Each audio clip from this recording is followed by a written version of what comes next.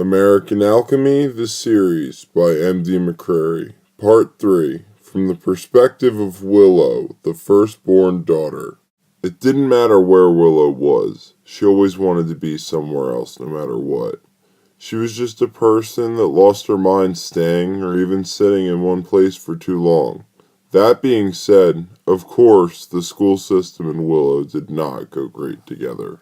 Right now, for example, instead of paying attention in class, Willow was watching a tiny rat as it sat in her underground classroom, chewing itself against the ancient castle brick, shaking the cold fall dew from its curly tail. "Aw, poor little vermin," Willow said, drawing a picture of a girl mixing potions in her notebook in stunning detail.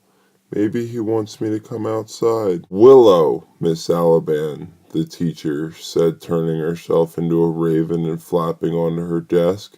"What would a young lady do if she had to perform a ritual for summoning an imp? Willow?" "Oh, there's a rat." "Oh," Willow said, ignoring Miss Alaban before growing disappointed. "Never mind. He's gone." "Willow," Miss Alaban said, leaping down and turning into the tall, thin teacher she truly was. "It almost appears as though you haven't been paying attention." "You're right," Willow said, continuing to work on the picture in her notebook.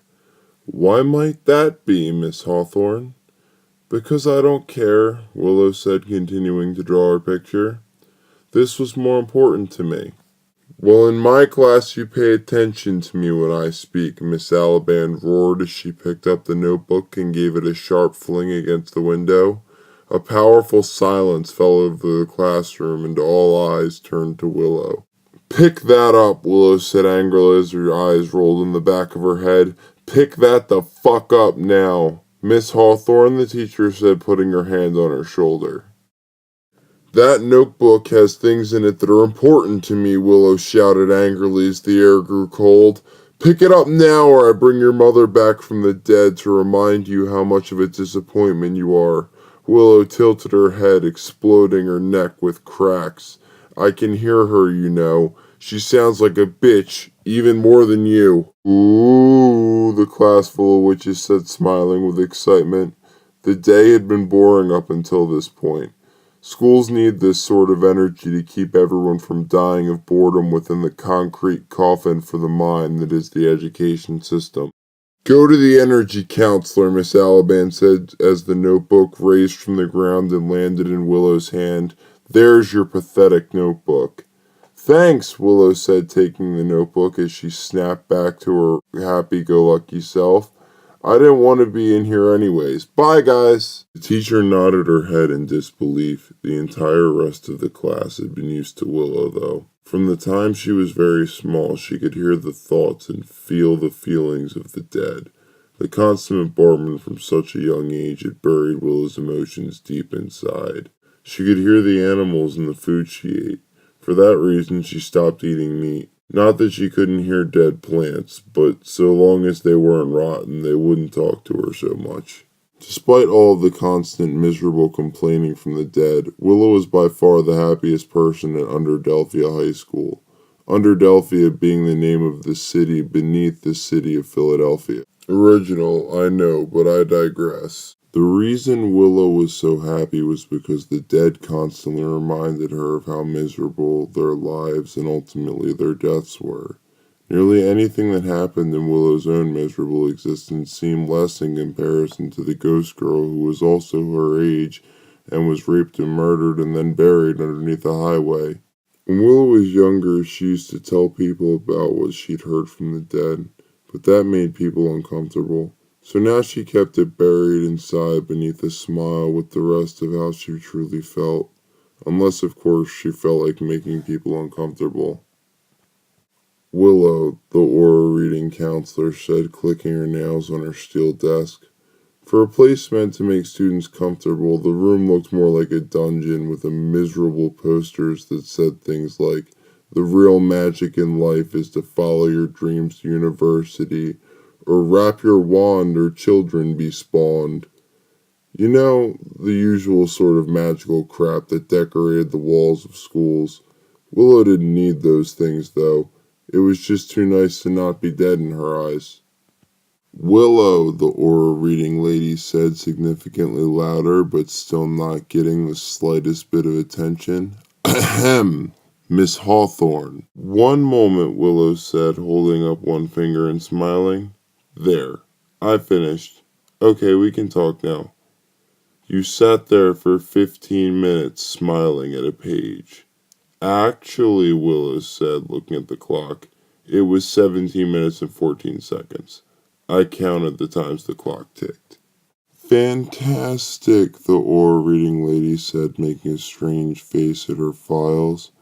You know the color of your aura, it's like a rainbow. That's very rare. That's nice. Can you see auras? No, Willow said sadly, but I hear dead people. Your great-great-grandmother was pressed to death for not telling the Salem Council that your great-great-grandmother was a witch. That's so cute. Of course it is, the lady said, making an ugly face at Willow, who again just smiled, entirely unaware of how much she was being judged. I've looked at your file. That's nice, Willow said, smiling. Actually, you're barely passing all of your classes, and you're failing Introduction to the Undead. How is that possible if you can hear the dead? I don't like to bother them. They're dead. Most of them are tired. Did you know that there's an aura reader who killed herself here? She was very bored with their life. She said she hates kids and now she's forced to hear them bitch forever. Okay, yes, we all know Sad Sammy, the aura reader said, taking a deep breath. Willow, please, I'm trying to make a point. You haven't filled out any of your applications for university. Do you have any plan on what you want to do for the rest of your life? No. No, the lady said, putting her face into her palm. Just no. Willow, do you know my name? No, I'm dyslexic. The sign on your door looks like runes to me. You're a senior at this school and you can't read runes, the aura reader said, astounded. Never mind, somehow you passed that 2 years ago, so it doesn't matter. My name is Miss Bulboff. Hello, Miss Bulboff, Willow said, standing up and shaking her hand, ready to leave. It was very nice to meet you. No, Willow, we aren't done talking, Miss Bulboff said, growing more and more impatient. You have absolutely no plan for your future, and you're in danger of failing. Yes, Willow said, and that doesn't bother you in the slightest, does it? No, not at all. Does it bother you? Well, actually it does, Willow. Oh no. Well, what can I do to help? Well, do you think you can start taking some of your classes more seriously and give some serious thought as to what you want to do as a career? Willow said, looking away with a grin at the poster on the wall of a wand with a condom on it. No, I don't think I can do that, Miss Bulboff. I think you should stop worrying so much about other people and focus more on yourself. That's what I do. Willow, Miss Bulboff groaned, extremely annoyed now. It's almost as though you don't take any of this seriously. I don't. It's not as important to me as something like a picture I'm drawing. Besides, if you take life too seriously, you'll never enjoy it. Do you know what having your priorities in order means? Yeah, Willow said. Like when my dad doesn't take care of my siblings, it's because he doesn't have his priorities in order. So you understand, Miss Bulboff said. Deciding what you want for the rest of your life should be a priority, like taking care of your kids should be for a parent. Oh, okay. I decided what I want then. Good, that was fast but good, Miss Bulboff said, taking out a pen and paper. And what have you decided? I'll get you some pamphlets on classes or careers. I want to be happy. Can I go home now? I mean back to class. Willow, you can't just decide to be happy. You have to do things to make yourself happy. How do you know? You don't seem very happy, Miss Bulboff, Willow said, opening her notebook and beginning to draw again. I have a degree from Salem East, and I've worked in this system for... I didn't ask if you had a degree, Willow chuckled. I asked if you were happy. There's nothing you want to do for the rest of your life besides be happy, Miss Bulboff said, ready to smash her face on the desk. Maybe draw, maybe travel, maybe meet new people, definitely smoke pot. Willow, you can't say that to someone who works at a school. Oh, sorry. Maybe I'll be a famous witch artist like Da Vinci. High place to start for a girl who's barely passing, but there are plenty of programs for rune painting. You could even learn to enchant brushes to paint entire buildings at a time. So which do you want? I don't want to paint houses, Willow said, finally becoming annoyed. I want to paint pretty pictures that people can look at. I understand what you want, Willow, but there isn't work in the human world or the magical world for painters anymore. People will always like art. It's your job that annoys people. Willow, painting can be a hobby, but make it a career and you will end up living with no one left in your entire life. You'll have exhausted all your funds and you'll die alone in the attic of a place you don't own. Willow dropped her pen on her book. Wow, she said, dumbfounded. You really think I could have an entire attic by myself?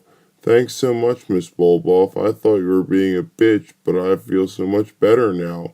Willow kissed the aura reader on the cheek and raced out of the school, leaving her dumbfounded, still clicking her nails on the desk in fury.